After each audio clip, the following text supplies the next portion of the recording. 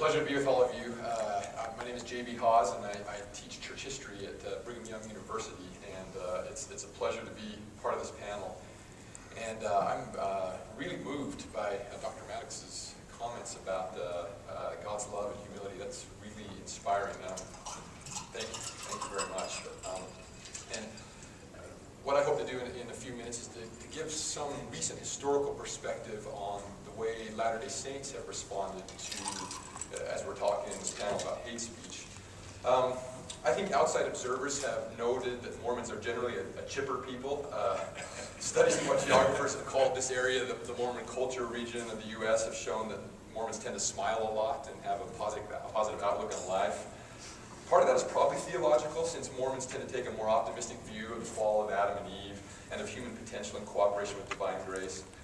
But part of that is also probably due to cultural habits. How could a people not be cheerful when they consume Jell-O and ice cream at the levels that Utahns do? All of this is to say that Mormons have probably not tended to think about the treatment of their faith in terms of hate speech. That might seem stronger and more negative than they would want to characterize things. And hate speech itself as a category seems relatively new in the public consciousness. Still, Mormons have been sensitive and defensive about perceived attacks on their faith. And I think, as Dr. Maddox rightly pointed out, that defensiveness has been born out of a history of persecution and a history that is also narrated in terms of persecution. That sensitivity and defensiveness has also fired scores and scores of individual Mormons. The Boston Globe's Michael Paulson, for example, noted that, quote, "No other faith group is as quick to respond to newspaper coverage as the Church of Jesus Christ of Latter-day Saints." He saw Mormons as unusual as well for the way that their rapid response to media coverage seems to come from the bottom levels up. As at least Paulson said, "Mormons are nicer when dealing with reporters, since no one in public affairs for the church has sworn at me, which is a treat.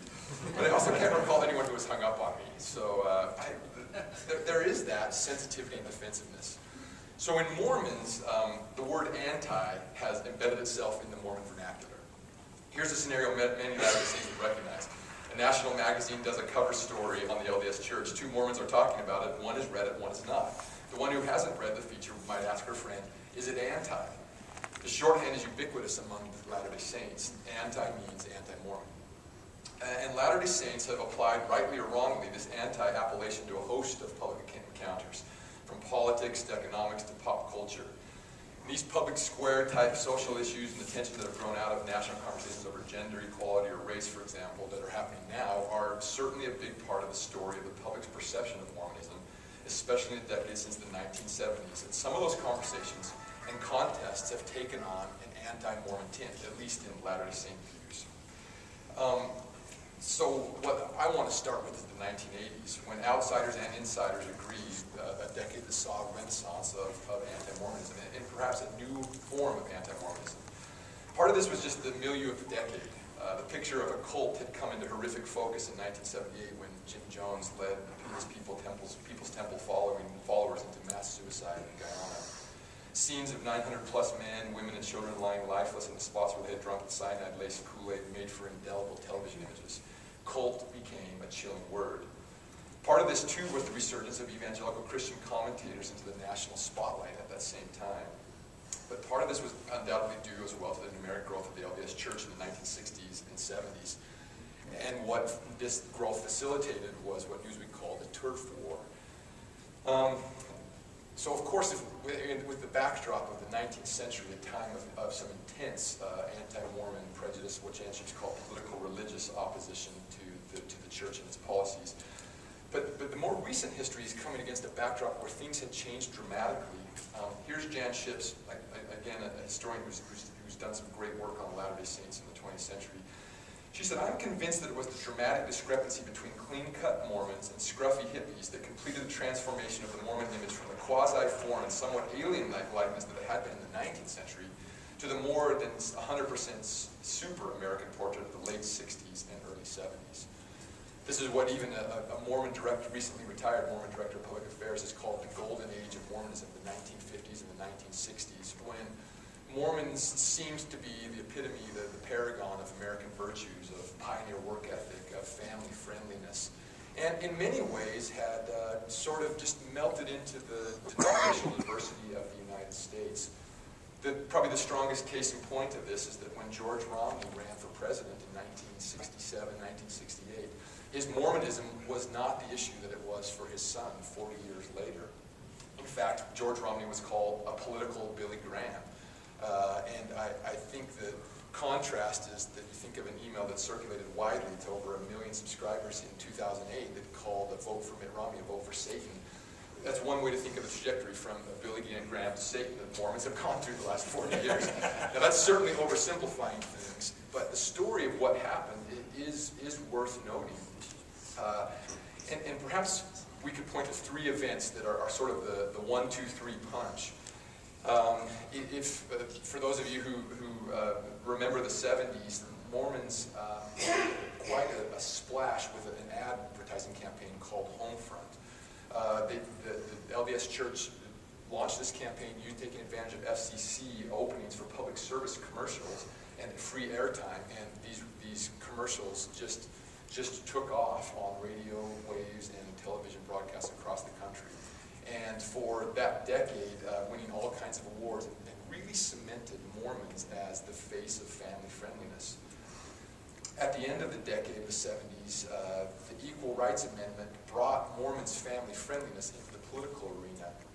And the LDS Church opposed the Equal Rights Amendment, and that opposition mobilized tens of thousands of Mormons into letter-writing campaigns, into showing up at the International Women's Year conventions and voting against the platform, and drew the attention of reporters about perhaps the unrecognized political might that the LDS Church represented. And this initiated a new kind of reporting about Mormons that hadn't been present for many, many decades, and that was fear. Fear that the LDS Church had more power and more clout than had been recognized before. I think looking at the American journalist scene, the media scene, probably the family friendliness still played louder, but the fact that a group of activists had been attuned to this Mormon power, this Mormon political might, signaled something important, because it came right before a new film that was launched last day of 1982, and that film was called The Godmakers. The Godmakers was produced by a former Mormon and a group called Ex-Mormons for Jesus, or Saints Alive for Jesus. And while in some ways it fit in the vein of earlier anti-Mormon literature, in many ways it also was new. It went farther than claiming that Mormons were misguided or even heretics, and suggested that Mormonism was satanic in its origins. And the thing that also set this apart was its distribution model. And so because of the coincidence of timing that VCRs and video cassettes now made wide viewing possible, it was estimated that by 1983, over 1,000 congregations a month were showing the Godmakers in their churches. Perhaps 250,000 Americans a month were seeing this film.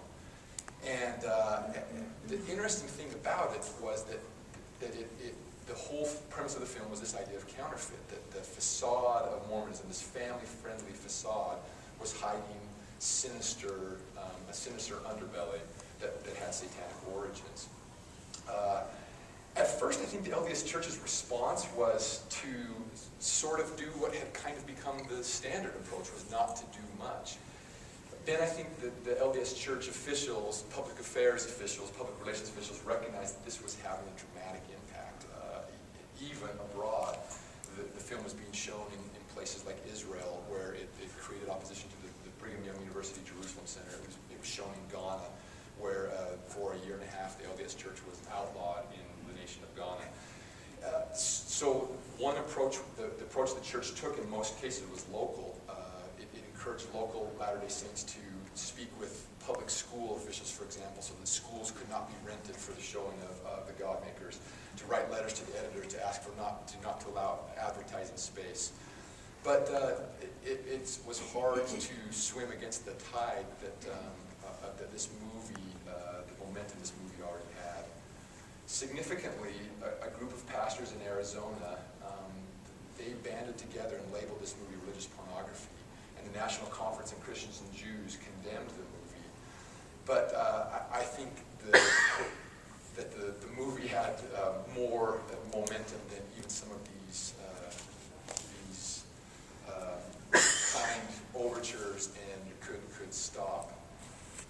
But it still seemed interesting that this stayed at the level of the evangelical Christian subculture. It didn't bubble into national consciousness until 1985.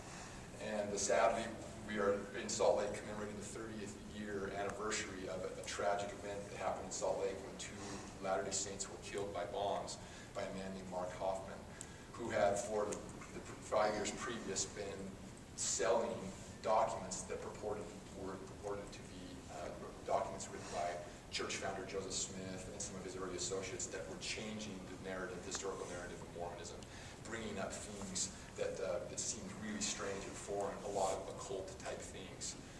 It was discovered later that Mark Hoffman confessed to forging all of these documents, and he committed these murders to cover his tracks. But in October 1985, when crime reporters from all across the nation descended on Salt Lake City to cover this story, all that they heard was that a man who had been selling controversial Mormon historical documents had killed 2 people. And suddenly, everything that had been said about the Equal Rights Amendment, suddenly everything that had been said in the Godmakers seemed terribly and horrifically true, that Mormonism was covering a violent and strange past. Sadly, as you know, news cycles go, when Mark Hoffman's confession and his plea deal 2 years later, when the trial, when the investigation was finished, that was relegated to sort of page 29 news, and it seemed like the damage had been done, and that many of the impressions of Mormonism were already cemented, and by that time. So it seems like the 80s is this pivot point. In 1977, Gallup did a survey of Americans who found that 54% of Americans viewed Mormons favorably, voted Mormons on a favorable scale. In 1991, the Barna Research Organization did a similar poll, and there were differences in the questions, and so we take that into account, but significantly, 27% of Americans viewed Mormons favorably. Fully half had changed their minds by that survey. Well, this presented a dilemma for Latter-day Saints, and I think what is interesting to see how the church has changed its approach since that pivotal 1980s. And I think this is the lesson that perhaps is worth taking from this. In 1989, Bruce Olson became the director of public affairs for the church on the tail end of his troubling decade. And he said he remembered meeting his new staffers, and one after another saying, "I hope we are going to be more proactive." And I think that's the word that could be described what changed in Mormonism, was this proactivity. So a couple that are worth noting. In 1995, the church adopted a new logo, and the new logo is the new logo increased the font size of Jesus Christ, so that now that is the most prominent part of the logo. In 2002, when the Olympics came to Salt Lake City, amidst accusations and worries that the church was going to proselytize and turn this Olympics into a grand missionary scheme, the church's president, Gordon Hinckley, said, not only will we not proselytize, we're going to offer volunteers, we're going to close Brigham Young University so the students are available to volunteer. And the church produced a video called Myths and Realities, hosted by Steve Young, the NFL quarterback, and that went a long way. More recently, I think there are 2 more points that we should be made. In 2011, when the Book of Mormon musical came out, amidst all the reporting that this was going to be the most vulgar, most obscene musical that ever hit Broadway, the church released a one-sentence statement. The production may attempt to entertain audiences for an evening, but the Book of Mormon as a volume of scripture will change people's life forever by bringing them closer to Christ. This is what Trey Parker and Matt Stone, the serial's producers, said. They found that response just brilliant. The duo told NPR Smith that every time we do something on Mormons, their response makes us like them more. The last thing I think is worth noting is that last year the church released a 5-minute video showing its temple undergarments and the temple apparel. What I think the church has realized is that accusations of secrecy and accusations of a dark underbelly can best be approached by openness and transparency. And instead of a defensiveness, instead of putting up sort of this this mentality of that we are under attack, but instead we need to explain that most of the antagonism is coming from misunderstanding. So the last line, Terrell Gibbons, a Mormon scholar, has said, the LDS Church wants to be mainstream enough to get a fair hearing. And my sense is the way to become mainstream enough is to be transparent, to be open, and to resist